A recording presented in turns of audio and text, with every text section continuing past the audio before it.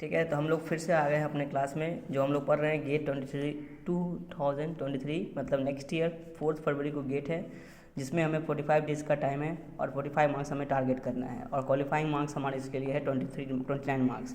इसके लिए हमें एमटेक को परस्यू करना है at any cost. This is a last chance for GATE the MTech.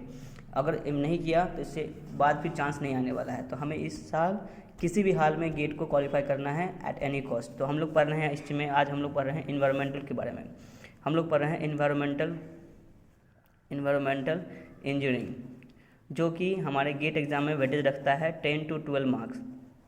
ठीक है, और which is a very easy of subject. मैं 100% दावा के साथ कह सकता हूँ कि इसमें आपको 12 मार्क्स लाने का जिम्मेवारी मेरी। बस आप मेरे वीडियोस को रेगुलरली देखिए, आपको इन्वायरमेंटल इंजीनियरिंग के हर क्वेश्चंस बनेंगे मेरे दावे के साथ, क्योंकि मैंने इसमें अचीव किया है, इसलिए मैं आपको दावे के साथ कह सकता हूँ। और मैंने ऑलरेडी 4 बार अटैम्प्ट करके मैंने गेट क्वालिफाई किया है, तो आपको मैं कह सकता हूँ कि आप इसको अचीव कर सकते हैं। ठीक है, तो आइए हम लोग शुरू करते हैं। तो हम लोग लास्ट क्लास में कल हमने पढ़ लिया था basic formula about how to find ये सबसे वेरी इंपॉर्टेंट चीज़ है, ये है वेरियस ऑफ वाटर डिमांड। जो मैंने कल एक बार रिकैप दे रहा हूँ, जो इंपॉर्टेंट चीज़ मैंने कल बताया था वो था average water demand. Q average निकालने का तरीका था हमारा पॉपुलेशन इंटू पर कैपिटा डिमांड। फिर हमारा आता है मैक्सिमम डेली डिमांड, जिसकी वैल्यू होती है 1.8 इंटू क्यू एवरेज। फिर होता है मैक्सिमम आवरली डिमांड, इसकी वैल्यू होती है 1.5 इंटू क्यू मैक्सिमम डेली। इसको फिर आता है हमारा that is called hourly demand, मतलब हर घंटे में इतना पानी हमें चाहिए। फिर होता है पीक डिमांड, जिसकी वैल्यू निकालते हैं हम लोग 1.5 इंटू 1.8 इंटू क्यू एवरेज। मतलब इस वैल्यू में अगर हम 1.5 से मल्टीप्लाई कर देते हैं तो हमारा वो क्यू मैक्स आवरली डिमांड आ जाता है। ठीक है, जिसकी वैल्यू होती है 2.7 टाइम्स ऑफ क्यू एवरेज के। ठीक है, अब कहता है कि यहाँ पे क्यू एवरेज में जैसे देखना है आपको कि क्वेश्चन पूछा कैसे जाएगा। तो बोलते हैं आपसे क्वेश्चन पूछा जाएगा कि जैसे कि एक क्वेश्चन मैं पढ़ के सुनाता हूँ। क्वेश्चन पूछा जाता है the population of a particular city is to be 4 lakhs and per capita demand is to be 300 LPCD. Find out the maximum daily demand and maximum hourly demand. ठीक है, तो क्या पूछा उसने? मैक्सिमम डेली डिमांड पूछा है। तो formula कहता है यहाँ पे मैक्सिमम डेली डिमांड का फॉर्मूला होता है 1.2 times 1.8 times of Q average. और क्यू एवरेज का फॉर्मूला क्या होता है? तो बोलते हैं पॉपुलेशन इंटू पर कैपिटा डिमांड। तो पॉपुलेशन आपको गिवन है क्वेश्चन में 1 लाख या 2 लाख दिया रहेगा इस ढंग से, और पर कैपिटा डिमांड भी आपको क्वेश्चन में गिवन रहेगा। तो उससे क्या निकलेगा? आपको क्यू एवरेज निकलेगा। क्यू एवरेज निकालने के बाद क्या कीजिएगा? आप उसको 1.8 से मल्टीप्लाई कीजिएगा, उससे जो वैल्यू आएगी उसको बोलते हैं हम लोग क्यू मैक्स। वो क्यू मैक्स निकल गया। अब फिर कहता है आपको मैक्सिमम आवरली डिमांड, इसको हम लोग MLD कहते हैं। ठीक है, तो ये कैसे निकलेगा? मैक्सिमम आवरली डिमांड को बोलते हैं 1.5 times of Q max daily demand के। तो 1.5 इंटू 1.8 इंटू क्यू एवरेज के, तो वैल्यू कितनी आती है? बोलते हैं 2.7 टाइम्स ऑफ क्यू एवरेज आती है। इसको बोलते हैं maximum Q max hourly demand. ठीक है, देख रहे हैं क्वेश्चन एकदम लाइन टू लाइन पूछ रहा है। जो आपको फॉर्मूला लिखाया गया है, जो आपको क्वेश्चन में लिखा है, एकदम सेम टू सेम है। और जो मैं अभी क्वेश्चन आपको पढ़ा रहा था, ये आपको गेट लास्ट ईयर पूछा गया क्वेश्चन है। फिर आपको आता है IAS प्रीलिम्स का, सेम फैशन में क्वेश्चन है। जो मैंने ऐसे सिखाया वैसे क्वेश्चन ये भी पूछा है। फिर IAS प्रीलिम्स में, IAS प्रीलिम्स का मतलब है इंडियन इंजीनियरिंग सर्विसेज, उसके अंतर्गत ये क्वेश्चन पूछे जाते हैं इन्वायरमेंटल में। यानी कि जो हम लोग चैप्टर में पढ़ रहे हैं इन्वायरमेंटल इंजीनियरिंग, ये ना सिर्फ गेट के लिए भी ज़रूरी है बल्कि आपको IES के लिए भी ज़रूरी है। इसको बोलते हैं इंडियन इंजीनियरिंग सर्विसेज, उसमें भी इसमें क्वेश्चंस भर भर के पूछे जाते हैं। फिर आता है आपको एकदम IAS, इसमें भी आपको क्वेश्चन पूछे जाते हैं। तो जितने बड़े बड़े एग्जाम हैं सब में आपको इन्वायरमेंटल इंजीनियरिंग एक कॉमन टॉपिक होता है जो हर एग्जाम में पूछे जाते हैं। तो जो कि हमारा ये कॉमन टॉपिक होता है, हर एग्जाम पूछे जाते हैं। लेकिन ये किसके लिए इंपॉर्टेंट कॉमन टॉपिक है? वो है सिविल इंजीनियरिंग के लिए। ये नहीं कि इसको मैकेनिकल में पूछ लेगा, ऐसा नहीं है। तो जिस ब्रांच के सब्जेक्ट होंगे उसी ब्रांच के टॉपिक में आएंगे, अलग ब्रांच में नहीं आएगा। ठीक है, तो अब मैंने एक चीज़ इसमें बताना था मुझे, component of the there designing demand. जैसे पूछ लेगा कि एक क्वेश्चन हम सुनाते हैं, इसमें क्या रखा है? Find the fire demand is given 65 MLD and find out the designing demand of the distribution system. तो आपको मैंने यहाँ पे कुछ लिस्ट आउट कर दिया है। एक है रिजर्वेयर वायर, जिसमें क्यू मैक्स डेली, मतलब अगर आप तो कुछ में पूछेगा रिजर्वेयर वायर बताइए, तो उसमें आपको क्यू मैक्स डेली डिमांड निकालना होगा। अगर आपको पता है पाइप वायर बताइए, तो उसके इसमें आपको क्यू मैक्स डेली निकालना पड़ेगा। ट्रीटमेंट यूनिट पूछेगा तो कुछ को आपको क्यू मैक्स डेली निकालना पड़ेगा। मतलब मैंने इस क्वेश्चन को कैटेगराइज कर दिया गया है, क्या बोलने पर क्या निकालना है, इस ढंग से कैटेगराइज किया हुआ है। ट्रीटमेंट यूनिट पूछेगा तो बोलेंगे क्यू मैक्स निकालना पड़ेगा। पंपिंग यूनिट पूछता है तो बोलते हैं 2 टाइम्स ऑफ क्यू एवरेज निकालना पड़ता है। क्यू एवरेज का मतलब ये है क्यू एवरेज, फॉर्मूला है पॉपुलेशन इंटू पर कैपिटा डिमांड। फिर आता है आपका डिस्ट्रीब्यूशन सिस्टम, उसमें होता है टोटल डिमांड के इक्वल। डिस्ट्रीब्यूशन सिस्टम जो हम लोग पढ़ रखे हैं उसको बोलते हैं टोटल डिमांड। अब आता है हमारा RST, बोलते हैं रिजर्व। RST का मतलब हो गया reservoir science treatment, reserve science treatment, यहाँ लिखा हुआ है मैंने फॉर्मूला। RST का मतलब होता है rapid science filtration designing hour, RSF। तो यहाँ पर ट्रीटमेंट टाइप का होगा तो reservoir service design treatment power that is equals to Q max hourly.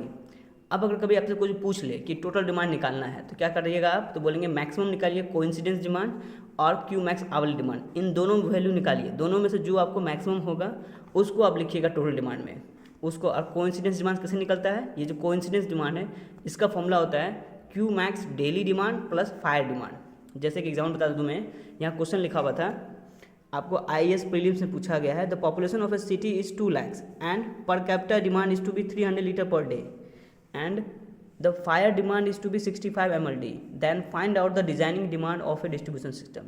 यानी कि इसमें पूछा है डिस्ट्रीब्यूशन सिस्टम पूछा है, मतलब ये टोटल डिमांड पूछना चाह रहा है, तो उसमें क्या निकालना पड़ेगा, हमें कोइंसिडेंस डिमांड निकालना पड़ेगा और हमें क्यू मैक्स आवरली डिमांड निकालना है। फिर मैंने दोनों जी निकाला है, हमने यहाँ पे क्यू मैक्स भी निकाला है, फिर क्यू मैक्स आवरली भी निकाली है, और फिर हम निकाले हैं आपको कोइंसिडेंस डिमांड। जो फॉर्मूला होता है क्यू मैक्स डेली होता है प्लस फायर डिमांड होता है, दोनों को जोड़ेंगे तो वैल्यू कितनी आती है, तो बोलते हैं 173 MLD आती है, इसको बोलते हैं maximum value of coincidence demand. फिर आता है आपका टोटल डिमांड फॉर्मूला, तो बोलते हैं 173 MLD आती है। देख पा रहे हैं, मतलब टोटल डिमांड निकालना समझ पा रहे हैं आप लोग? अगर नहीं समझ पा रहे तो हमें कमेंट में बताइएगा कि क्या समझ में आया कि नहीं आया। ठीक है, हम आगे बढ़ते हैं। नेक्स्ट क्या आता है पॉपुलेशन फोरकास्टिंग। ठीक है, मतलब अभी जो मेथड कर रहे हैं वो है फॉर्मूला बेस्ड है। अब जो मैं मेथड बता रहा हूँ ये है ग्राफिकल मेथड के तौर पे, तो बोलते हैं पॉपुलेशन फोरकास्टिंग मेथड है।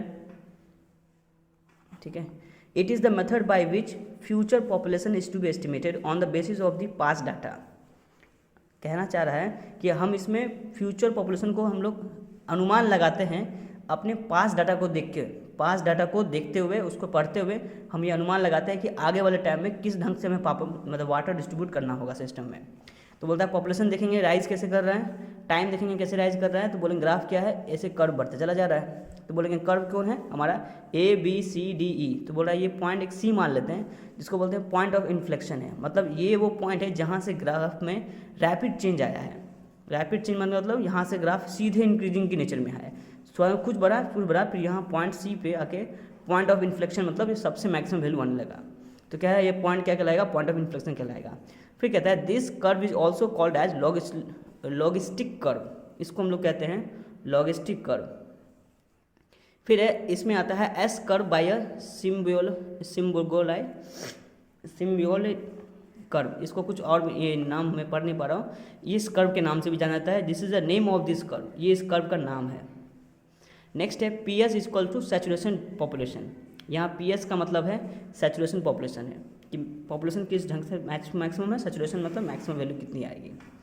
अब इसमें कहता है AB सेगमेंट है, मतलब ग्राफ में जो हमारा A से B जो सेगमेंट है इसमें कह रहा है this is the early growth phase, मतलब ये बहुत जल्दी बढ़ने वाला फेज है। तो यहाँ पे dp/dt क्या बोलेंगे, मतलब rate of change of population क्या बोलेंगे, वो लगभग 0 के इक्वल है। कैसे, ग्राफ देखिए A और B के बीच में अगर हम बोलेंगे A से B के बीच में टेंजेंट ड्रॉ करेंगे तो स्लोप क्या आएगा, 90 डिग्री 0 डिग्री आएगा। क्यों,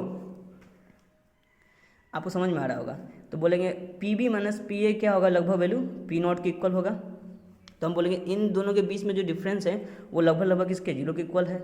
फिर बोलता है आपको BC सेगमेंट में आइए, BC सेगमेंट मतलब यहाँ से यहाँ के बीच में, इसमें कहता है द एक्सपोनेंशियल ग्रोथ फेज, मतलब यहाँ पे बहुत रैपिडली बढ़ रहा है, इस यहाँ से यहाँ के कर्व को बोलते हैं एक्सपोनेंशियल कर्व। क्यों, क्योंकि एक्सपोनेंशियल कर्व कैसा होता है, कुछ इस ढंग से होता है, इसको बोलते हैं curve of y equals to e⁻x। और इससे पिछले वाला कर्व में क्या था, वहाँ पे कांस्टेंट होने की वजह से उसको बोले थे हम लोग, कांस्टेंट होने की वजह से बोल रहे थे हम वैल्यू क्या आ रही है, 0 आ रही है। अब क्या है, ये एक्सपोनेंशियल ग्रोथ है, मतलब बहुत तेज़ी से बढ़ रहा है। एक्सपोनेंशियल ग्रोथ का मतलब एक और कहते हैं हम लोग y इक्वल्स टू e⁻x को एक्सपोनेंशियल ग्रोथ बोलते हैं। अगर हम e की पावर में वैल्यू 1 करें तो वैल्यू आती है 2.303 होती है, e की पावर में 2 करें तो ये 2.303 की पावर में 2 से मल्टीप्लाई हो जाता है। यानी जैसे जैसे वैल्यू बढ़ाएंगे e का स्क्वायर करेंगे e क्यू करेंगे तो पावर उसके मल्टीपल में चली जाएगी, इसलिए उसको बोलते हैं एक्सपोनेंशियल ग्रोथ। नेक्स्ट कहता है C से D के बीच में, तो ग्राफ कैसा है, तो बोलेंगे this is the linear growth phase, मतलब यहाँ पे लाइन एकदम स्ट्रेट है। ठीक है, फिर कहता है dp/dt क्या होगी, यहाँ पे फिर से कांस्टेंट होगी।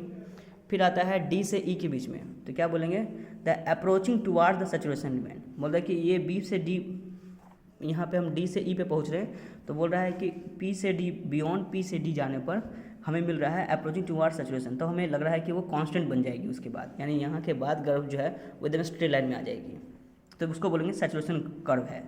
Decreasing in the growth rate, और फिर क्या होगा, कर्व ग्रोथ रेट में मतलब घटने लगेगा, धीरे धीरे घटने लग जाएगा। अब कहता है next, different method of population of A forecasting.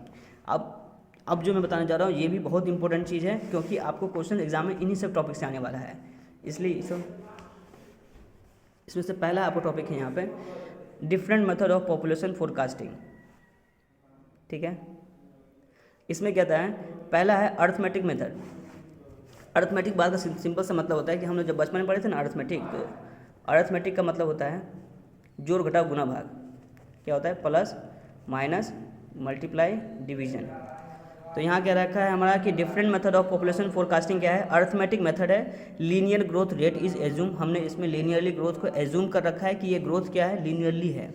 Applicable to the CD segment, मतलब ये जो फॉर्मूला है वो लगेगा सिर्फ सीडी सेगमेंट के लिए, जहाँ पे हम ये मान के चल रहे हैं कि पॉपुलेशन एकदम लीनियरली वेरी कर रहा है। And applicable to the old and settle cities also, मतलब ये जो फॉर्मूला है वो पुराने शहरों में भी और नए शहरों को सेटल करने में भी मदद होता है। सेटल क्या करवाना है हमें, पॉपुलेशन सेटल करवाना है, या फिर बोलेंगे वहाँ पे हमें पानी सप्लाई करवाना है कितने हिसाब से, तो उसको बोलते हैं linear applicable for city segment, applicable to the old and settle cities, मतलब पुराने गाँव में भी हो सकता है या नए शहरों को सेटल करने में, मतलब बनाने में भी हमें इस ढंग से पॉपुलेशन को अरेंज करते हैं। फॉर्मूला क्या रहता है, P N equals to P naught plus N times of X max. ठीक है, यहाँ पी एन को बोलते हैं पॉपुलेशन आफ्टर nth डिके, मतलब nth डिके का मतलब होता है कि 10 डिके को, nth डिके मतलब 10 nth टाइम हो जाने के बाद, ये हमने पी एन को एज्यूम किया है इस फॉर्मूला के रिगार्डिंग।